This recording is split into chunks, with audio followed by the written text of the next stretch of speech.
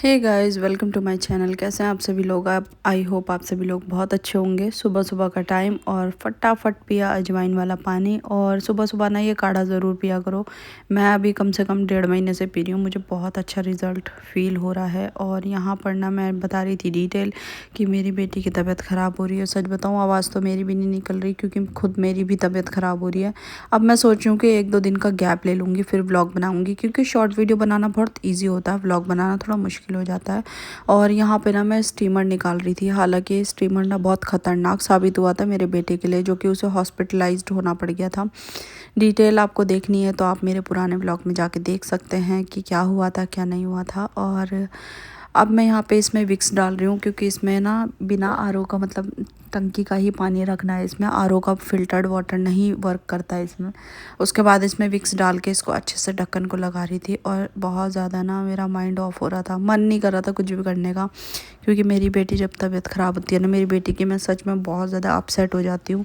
क्योंकि ना मुझे ना घर में ना चहल पहल बहुत ज़्यादा पसंद है, ना कि शांति। और मेरे बच्चे जब बीमार होते हैं ना तो शांति सी हो जाती है।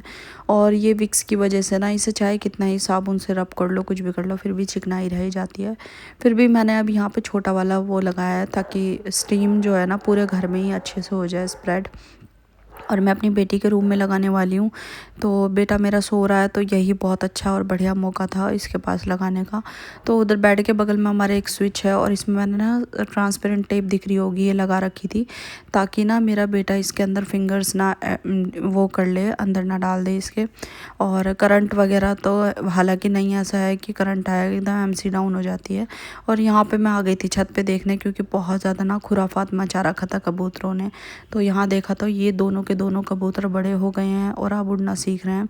तो यहाँ पे ये लास्ट ब्रीड है मुझे ऐसा लगता है। उसके बाद में या आजकल मैं जैसे ही ये पिजन यहाँ से चले जाएंगे ना, मैं तुरंत इसको हटाने वाली हूँ, क्योंकि बहुत ज़्यादा शोर मचाने लगे हैं और बहुत ज़्यादा नुकसान भी होने लग गया है। पहले तो मज़े मज़े में मुझे भी अच्छा लग रहा था, लेकिन जब चीज़ें बढ़ जाएँ, बहुत ज़्यादा हो जाए, तो उसे हटा देना बहुत ज़रूरी है। Same as it is as you can see, मेरा बेटा इतना दुखी कर रहा है कि बिना बात के ना कहीं भी, मतलब मैं इसके पास भी आके बैठी हूँ, इसे बिल्कुल कोई डर नहीं है। और अननेसेसरी चीज़ों पे चढ़ना, वहाँ से कूदना और गिरना। इवन आज ना ये इस वाली ड्रॉर टेबल के ऊपर से सीधे नीचे ही गिरा धड़ाम से। हालांकि ऊपर वाले का शुक्र है कि इसे चोट नहीं लगी, लेकिन ये बहुत ज़्यादा शैतानी एक्सट्रीम लेवल पे हो रही थी। और ये ना मेरा इतना नुकसान करने लगा है कि पूछो मत। ये मैंने बचा के रखा था, मुझे लगा था कि अगर काम आ जाएगा, लेकिन मुझे नहीं पता इसके हाथ कहाँ से आया, कहाँ से निकाल के लाया है। और हो चुका है शाम का वक्त। बेटी की हालत थोड़ी बहुत ठीक है अब, मतलब पहले से तो काफ़ी अच्छा है। जैसे ये 2 दिन से बिल्कुल ही नहीं बोल रही थी, अब ठीक है तबीयत उसकी। दवाई वगैरह भी टाइम से दे रही हूँ। यहाँ पे मैंने घर को कर दिया लॉक, रस्तोगी जी आ गए थे ऑफिस से। और आज मुझे जाना था थोड़ा सा ग्रॉसरीज, मतलब ग्रॉसरीज क्या, थोड़ा बहुत कपड़े ही लेने हैं। ज़्यादा ग्रॉसरी में बस बच्चों के खाने पीने का कुछ लूँगी तो ले लूँगी। और हम अब घर से निकल गए विशाल मेगा मार्ट के लिए, और ज़्यादा दूर नहीं है, हमारे घर से बहुत नियर बाय में ही लगता है। और बस ये है कि शाम के टाइम थोड़ा इजी हो जाता है गाड़ी से जाना, ताकि भाई बच्चे भी आराम से चले जाएं, नहीं तो मुझे ई रिक्शा करके जाना पड़ेगा स्पेशली।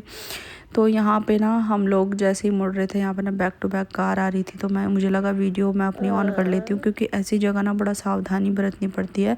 और कोई भी इंसान अपनी गलती नहीं मानता टक्कर मारने के बाद। तो यहाँ पे ना मैंने कैमरा ऑन ही रखा था। ये वाला जो एरिया है ना, यहाँ से बड़ा सेफली निकलना पड़ता है। और उसके बाद विशाल मेगा मार्ट से सामान लेके हम आ चुके थे।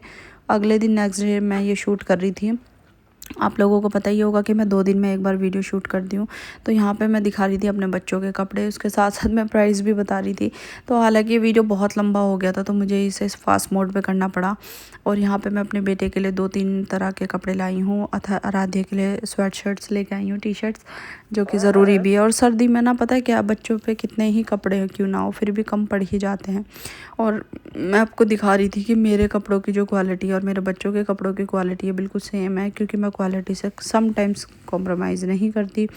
और यहाँ पे मैं सबसे सुंदर जो कपड़ा था ना, ये जैकेट था, जो कि बहुत ही सुंदर है। हालांकि ये 600 रुपये की जैकेट पड़ी, बहुत महंगी है मेरे हिसाब से, क्योंकि अगर मैं नॉर्मली मार्केट से लाती हूँ तो वहाँ पे थोड़ा बहुत 100-50 रुपये कम भी कर लेता। पर ये विशाल मेगा मार्ट में तो बिल्कुल फिक्स प्राइस है कि जो प्राइस प्रिंटेड प्राइस है वो ही मिलेगा। बाकी 5-6 हज़ार रुपये की से ऊपर की जो भी परचेजिंग होती है उसमें डिस्काउंट मिल जाता है। फ़िलहाल फिर भी मैं बताती हूँ, यहाँ पे थोड़ा सा ही सामान लिया, फिर भी ना 3000 रुपये का बिल बैठ गया था, जिसमें 2 जैकेट, 2 पेयर अथर्व के थे और 2 आराध्या के पेयर थे, प्लस उसमें कुछ खाने पीने का वेफ़र बिस्किट नमकीन, ये हल्का फुल्का सामान जो मुझे ठीक सा लग रहा था वो, और सॉक्स का पेयर।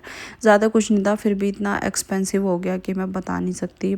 हालांकि बच्चों का साथ रहता है ना तो देखो कुछ ना कुछ खर्चे, और बढ़ते बच्चों के साथ तो बहुत खर्चे रहते हैं। और यहाँ पे ना मैं मेरी नज़र बार बार जा रही थी इस हवन में, तो यहाँ पंडित जी करा रहे थे हवन, और पंडित जी ने पता नहीं कौन सी लोकेशन ढूंढ ली है कि यहाँ पे ना रोज़ हवन हो रहा है, डेली हवन होता है। तो यहीं से हम देख रहे थे, और जो कि केले का पेड़ यहाँ है, तो मुझे ऐसा लगा इससे अच्छा यहीं जो हवन कर लो, कम से कम इस बहाने हमारी तरफ थोड़ा फ़ायदा भी होगा।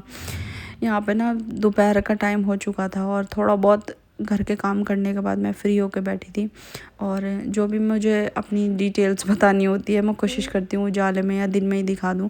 शाम को मैं बहुत कम ब्लॉग बनाती हूँ, और शाम का टाइम थोड़ा बहुत होने ही वाला था, शायद से 3:30 बज रहे थे।